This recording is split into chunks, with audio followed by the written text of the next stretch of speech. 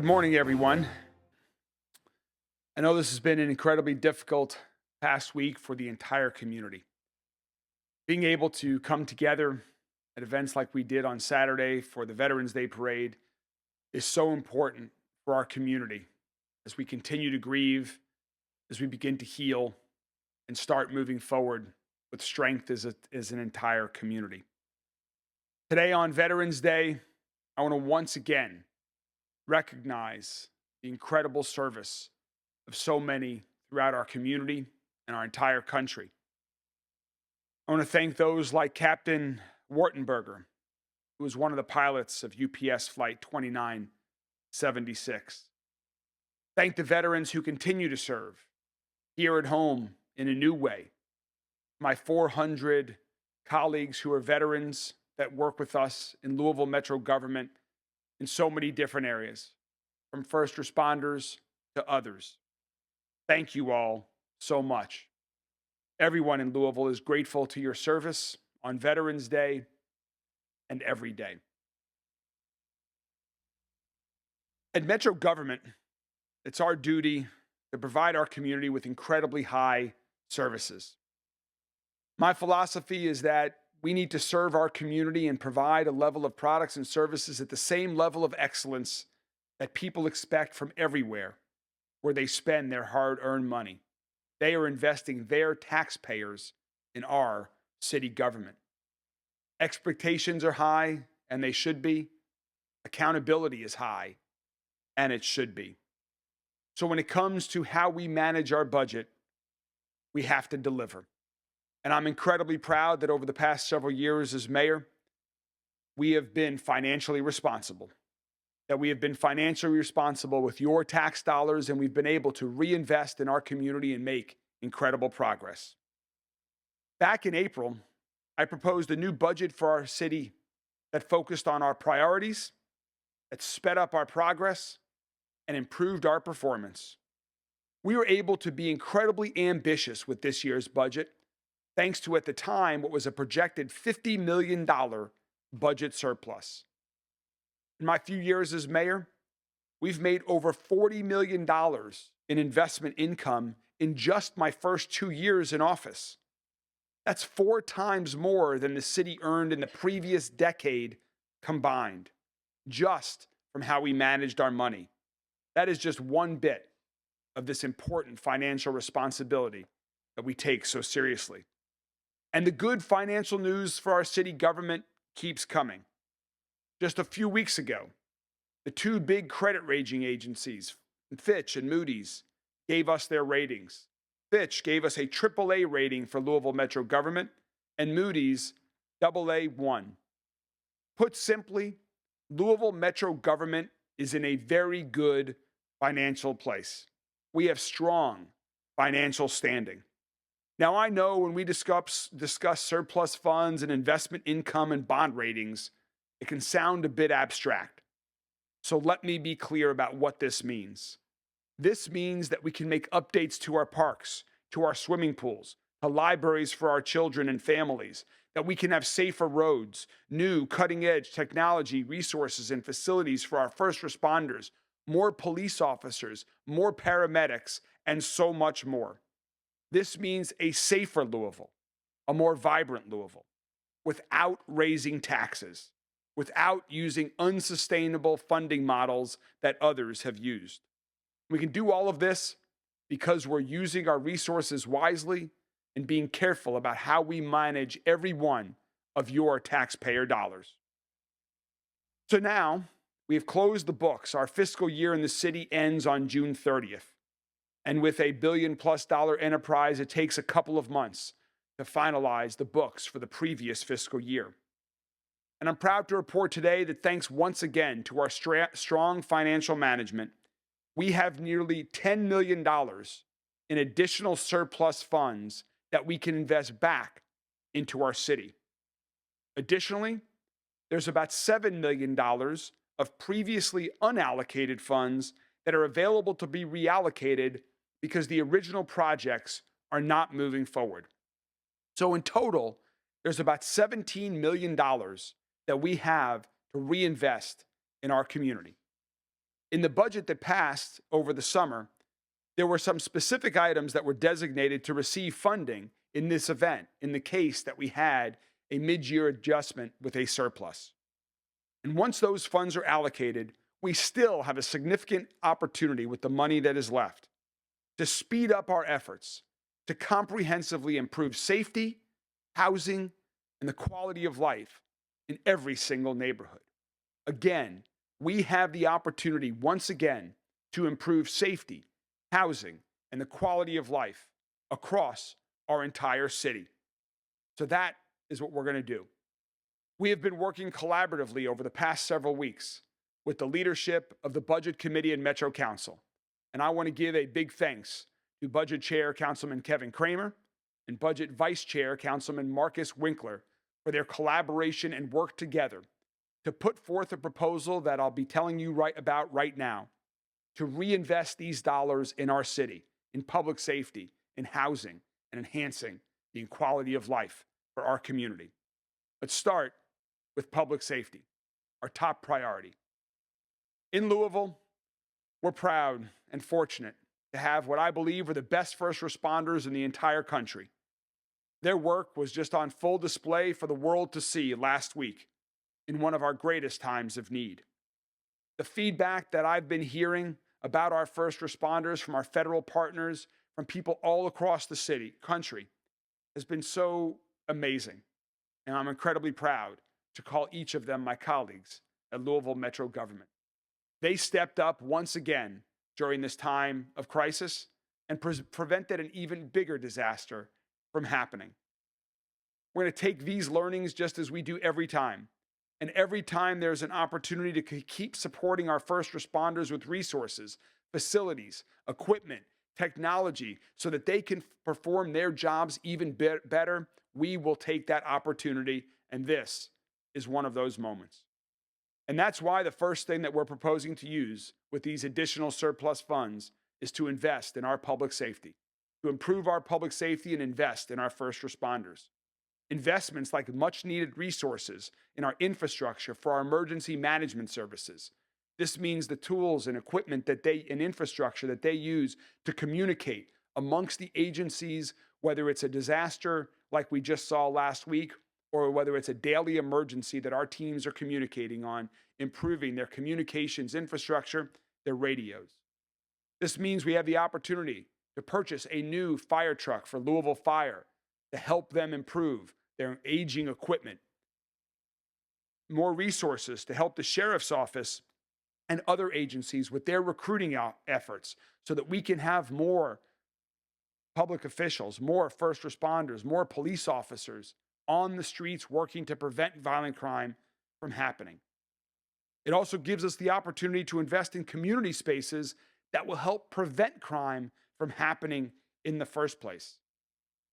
So we have the opportunity here to invest in a new community violence intervention site in East Russell, which was the location of where our recent school bus shooting occurred.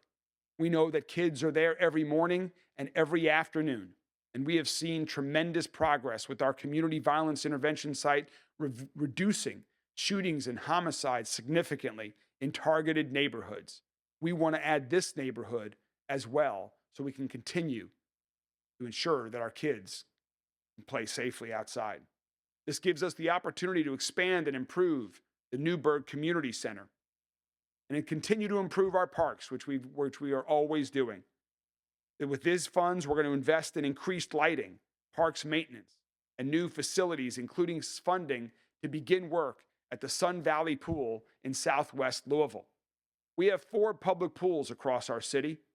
We have the great new Algonquin pool that opened last summer. We're opening up next season the Cam Taylor Park pool, which is going to be equally as amazing. And now we're turning our attention to Sun Valley. Give Southwest Louisville another world-class experience in their park at Sun Valley Park. That'll leave one left in Fairdale, and we will get to that one as well in due course. These surplus funds also give us the ability to improve safety on our streets. And that means we're going to invest in updated snow removal equipment as we continue to improve our response to winter weather. As we've just seen over the past couple days, snow is going to be here before any of us want it to be. We need to be ready, and we need to take the learnings of the last snow season with the historic snowfall that we had to ensure that we continue to keep our roads safe for the public when snow happens. A safer community also means a community where every person has a safe, quality, affordable place to call home. So I'm proposing that we keep investing in our housing and support services. This means more money for our down payment assistance program to give more Louisvillians support to buy a new home. More money for our rental assistance program to help those who are renting and in need. And funds for our newly announced permanent supportive housing initiative for those who are homeless or at risk of becoming homeless. We'll also provide more support for our own Louisville Metro government team that connects people who are living on the streets with the support and services they need. This opportunity of this mid-year budget adjustment also give us the ability to support a new health clinic at Americana and another one at PRP High School that'll be run by the Family Health Center. It also gives us the opportunity to continue to support Dare to Care, proposing $250,000 to Dare to Care. So many in our community continue to grapple with going hungry, even once the federal government reopens. We have seen before the government shut down that we have so many in need in our community, that food insecurity is growing in our community, and we need to be there to support them. And we'll do that with this investment and another in community ministries. We'll also support the Louisville Orchestra as they begin to collaborate with the Louisville Ballet and more. In short, to summarize it, we're going to continue investing in Louisville, continue investing in our city to make it safer, stronger, and healthier in every neighborhood, from every possible angle that we can think of, doing everything we can with the financial resources that we have available. It's all laid out in my Safe Louisville plan, and it's being made possible because of our strong financial management of your tax dollars. We've made a lot of progress, and there's a lot of exciting work ahead of us. This is going to be another big step forward. We know there is a lot more work to do. And with this mid-year budget adjustment, it will allow us to get even closer to those shared goals that we all have. I again want to thank Councilman Kramer, Councilman Winkler, for their collaboration on this proposal that we've put forth to Metro Council now for their consideration over the coming weeks, which we hope they will pass and give us these investment resources to continue to move our city forward. And I'll take questions about that when we get to questions in a moment.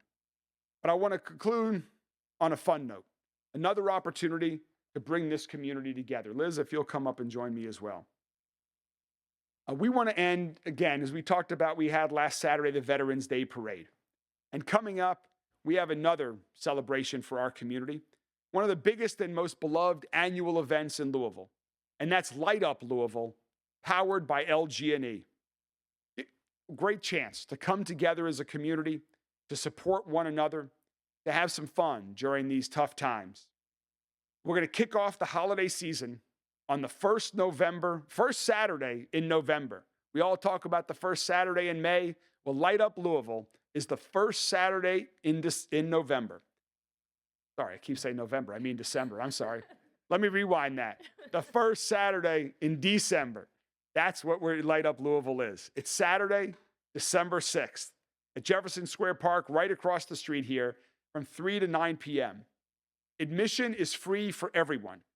And it's the official kickoff to the holiday season across our entire city. We want families to come downtown to enjoy this winter wonderland.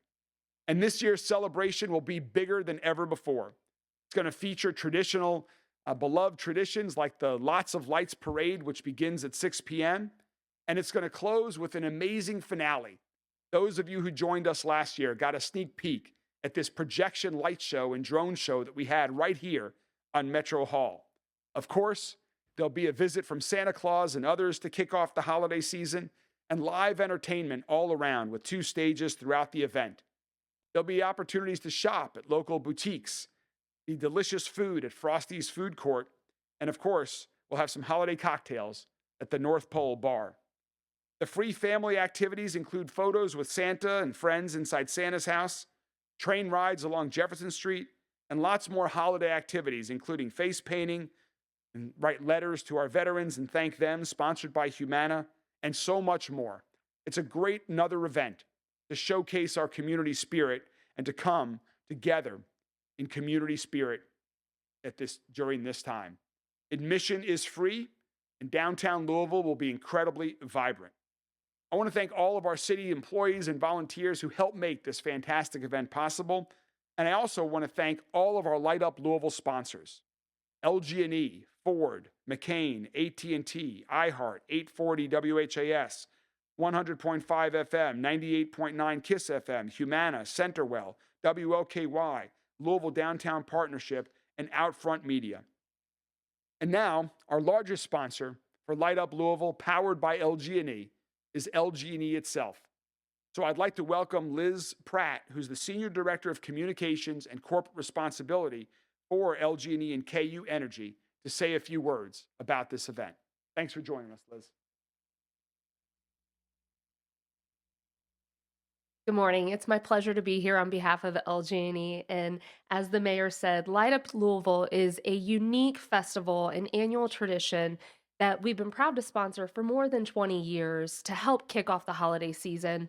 The beautiful lights, the special guests from the North Pole, new attractions, as the mayor described, that are introduced each year during this free event draw thousands of families and guests from around our region to come see and what makes Louisville so special.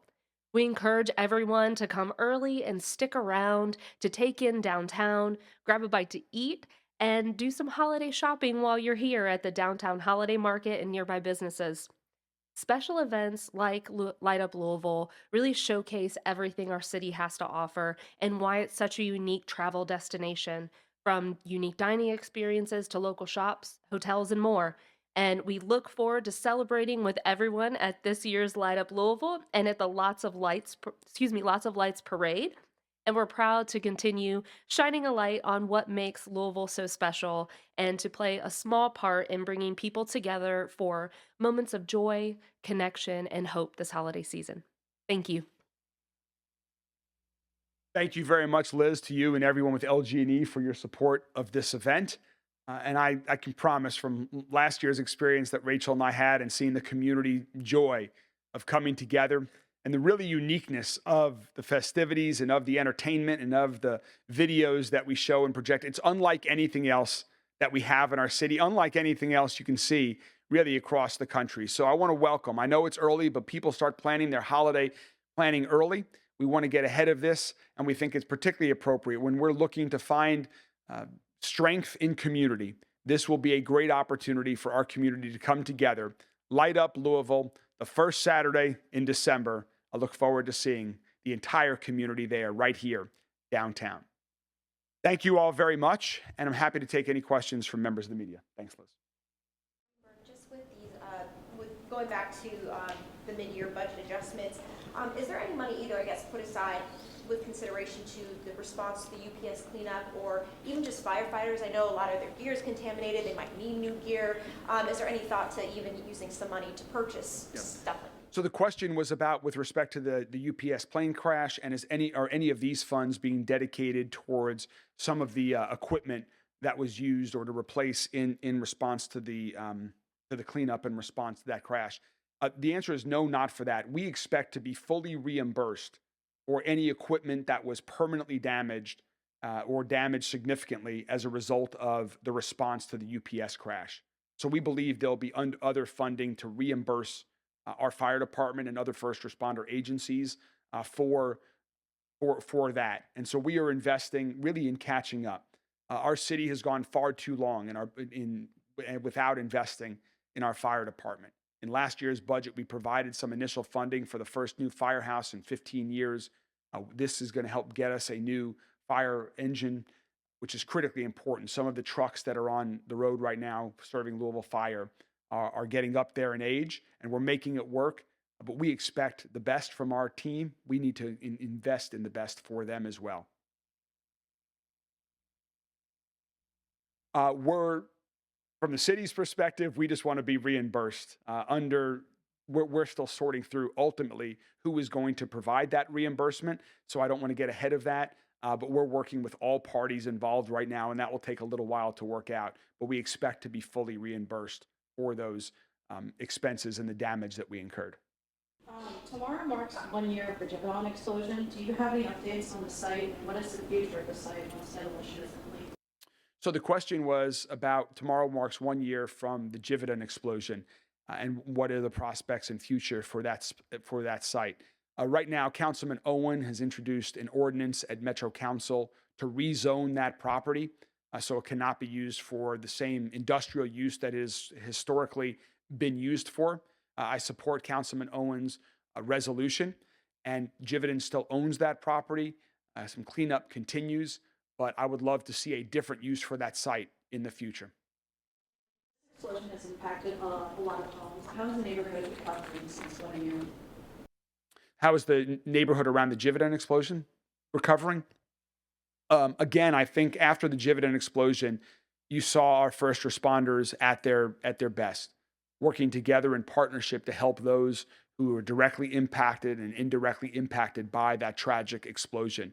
I was walking door to door with first responders to make sure that the homeowners had the resources that they needed, and that the company was there to support them, and that we were there for as long as necessary. So a lot of them have been able to make the repairs that are necessary, and will continue to provide support as long as it's needed. $7 million in unallocated surplus, you said came from projects that are not moving forward. What are some of those projects? Yeah, so to clarify, there's about $9.5 million of the surplus. That's the nearly 10 million. And then there are two projects that are not moving forward. One is the city had previously allocated $8 million to Marion Elizabeth Hospital. That's a U of L Health, Marion Elizabeth Hospital Birthing Center. And as you all might recall, they recently announced that they were not going to add deliveries to that birthing center. And so $5 million that had not yet been advanced to U of L Health is being reallocated. And the other was a couple of years ago, there was a roughly $2 million investment commitment to Family Health Center to renovate the Marine Hospital in the Portland neighborhood. And that project is not moving forward at the time. But as you heard me mention, we are proposing to invest in Americana, which is a family health center, and another health clinic at PRP High School, which will serve the community, which will also be operated at Family Health Center. There are also some funds, they're federal dollars called home funds. That's an acronym. And we're using those funds also to reallocate for rental assistance and for the down payment assistance that I mentioned. Two council members have put forward proposals on what to do specifically with that $5.1 million or so for Mary and Elizabeth. Did you take into account what those proposals had in it when devising this mid-year budget adjustment? When making this proposal, we listen to a lot of people on Metro. We listen to Metro Council people. We listen to the community. We look at around what the highest priority needs are for Louisville Metro government, and that's what's been put forth here in collaboration with the Budget Committee Chair and Vice Chair of Metro Council. This is a reflection of that combined proposal today. Deployed so that work on these projects can start. So the question is about the timeline. As soon as possible. When it's projects like the Newburgh Community Center, the Sun Valley Pool, this will give us the ability to advance the design process to get the designs going. Those projects will need additional funding to be fully funded and completed, and I would expect that to happen beginning with next year's full budget. A fire truck takes a few years to get. We want to be able to have the funding so we can get that on order right away. But then there are some immediate needs like Dare to Care and community ministries that will get this money and be able to immediately put that money to work. There's the community violence intervention site in Russell that will immediately be able to get a program going right there in the Russell neighborhood to work to prevent violent crime. We'll be able to get more police officers and other law enforcement on the street quicker as a result of the investments and the recruiting efforts here that we're making. So it depends on the project, but we want this money to be used as quick as possible. And that's why when there are opportunities to reallocate funds for projects that are not moving forward, we're going to move quick to reallocate them. We are going to be good stewards of everyone's taxpayer dollars. Mayor, on Light Up Louisville, there is going to be a drone show, and like last year. Is that correct? Video mapping. There's going to be a video mapping show. We had drones last year, and this year we're doing this projection show that lights up the whole facade of Metro Hall in an absolutely amazing way, ways that really are unimaginable in a fun way. It's going to be a great experience for the whole family. The victims, the first responders, anybody involved in the UPS incident? The question was about recognizing the victims of the UPS plane crash. We're waiting for the victims to be formally identified. Then we will be having conversations with the families. We want to, of course, respect their wishes. And so we've had some initial conversations with groups that are interested in that. Spoke yesterday to one of the UPS pilots who had conversation about that. But we want to wait before victims are identified before we're involved in the planning of anything. Has anyone from headquarters in UPS, like the CEO, been in Louisville at all physically during all of this? The question was about, has anyone from UPS headquarters been in Louisville? The answer is yes. I will let them give specifics. I don't want to disclose that information, but I've met with UPS executives that are based here and elsewhere last week. And I know that others are coming to town as well, but I will let UPS provide you with that information. That's theirs to provide.